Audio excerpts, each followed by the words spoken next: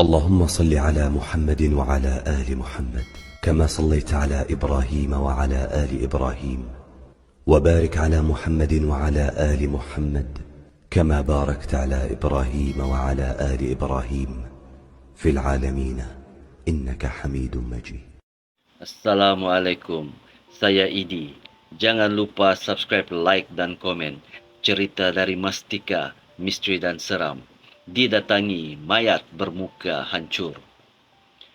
Mastika bawakan sebuah kisah yang dialami oleh Raja Kalsum, Raja Ibrahim 75 di Kampung Tempoyak, Kedai Lalat, Kelantan pada tahun 1997. Senja itu, azan maghrib baru saja dilaungkan dan Kalsum melangkah turun ke bilik air. Kepala paip dibuka.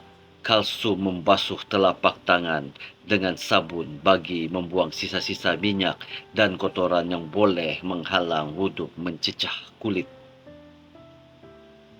Dia mencucinya berkali-kali sehingga pasti tangannya benar-benar bersih.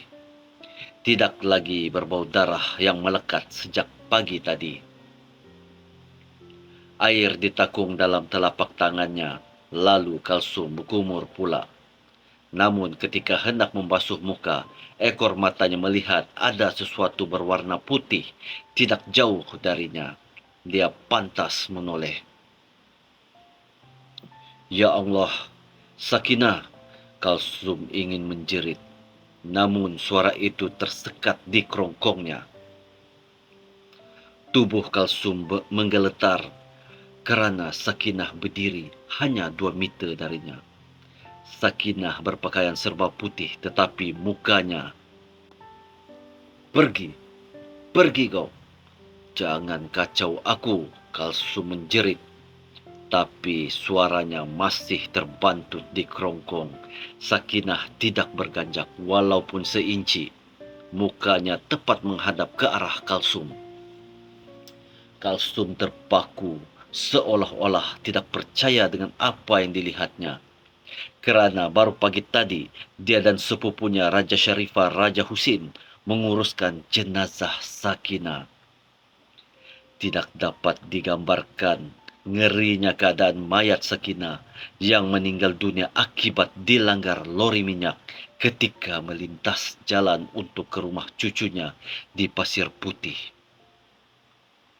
Waktu itu dia dimandikan dan jenazah sudah berbau. Kalsum dan Syarifah terpaksa memakai topeng muka. Mayat dibaringkan atas sehelai kain putih kerana hampir seluruh badan hancur. Mereka berdualah yang membersihkan kaki Sakinah yang patah riuk. Tempurung lututnya tercabut dan urat-uratnya nampak berselerat. Masih terbayang lagi kengerian apabila tangan Kalsum menyentuh tulang dan daging yang telah rompong di sana-sini. Beberapa kali tegaknya terasa mual semasa mencuci perut Sakinah yang pecah terburai, menampakkan lemak serta isi yang berlendir. Dia dan Syarifah kemudian membasuh pula badan dan tangan Sakinah yang remuk, berderai daging serta tersembul keluar ketulan-ketulan tulang. Namun, itu tidak dapat menandingi kengerian waktu mencuci bahagian kepala Sakinah. Tangan Kalsum menggeletar ketika mencuci sebelah muka wanita itu yang hancur, manakala sebelah matanya terpelanting entah ke mana. Dagingnya berkecai, nampakkan tulang muka kepala yang hancur remuk. Kalau diikutkan hati, tidak sanggup rasanya Kalsum melakukan semua itu. Tapi demi tugas yang telah diamanahkan, dia teruskan juga. Mereka mengkumpul usus, lemak dan cebisan daging dalam sehelai kain batik. Lepas dicuci dengan sabun sambil mencuci sekali, Kalsum menjeling ke muka jenazah serta merta bulu tengkuknya berdiri sambil terpandang sebelah muka Sakinah yang hancur berkecai.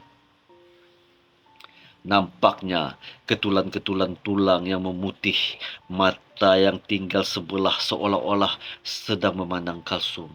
Cukup menggerunkan. Tetapi sekarang ini Sakinah yang mengerunkan itu sedang berdiri di hadapannya. Keadaan mukanya sama seperti pagi tadi, cuma sebahagian bahu ke bawah ditutupi dengan kain kapan. "Pergi, jangan kacau aku," Kalsum menjerit di dalam hati, tapi Sakinah masih belum mahu berkanjak. Sakinah hanya pergi dan menghilang di celahan dinding bilik air selepas Kalsum membaca ayat-ayat suci Al-Quran. Cepat-cepat dia mengambil wudhu lalu masuk ke bilik. Selepas bersolat, Kalsum berdoa semoga Allah mengampuni segala dosa Sakinah dan menempatkan wanita itu di kalangan para soleha. Keesokannya, jiran-jiran Sakinah pula menceritakan mereka ternampak wanita itu berjalan keliling rumahnya dengan berpakaian serba putih. Sebelah wajahnya hancur. Tempat paling kerap dilihat ialah di bilik jenazah Sakinah dimandikan. Dan mereka bertanya kepadamu tentang roh. Katakan roh itu daripada perkara urusan Tuhanku, dan kamu tidak diberikan ilmu pengetahuan melainkan sedikit sahaja. Surah Al-Ishrah ayat 85. Allah yang menguasai segala-galanya. Ia mengambil dan memisahkan satu-satu jiwa dari badannya. Jiwa orang yang sampai ajalnya semasa matinya, dan jiwa orang yang tidak mati dalam masa tidurnya.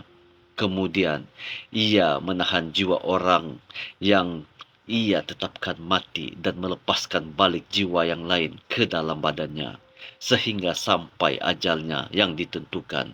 Sesungguhnya yang demikian itu mengandungi tanda-tanda yang membuktikan kekuasaan Allah bagi kaum yang berfikir. Untuk memahaminya, surah Al-Zumar ayat 42.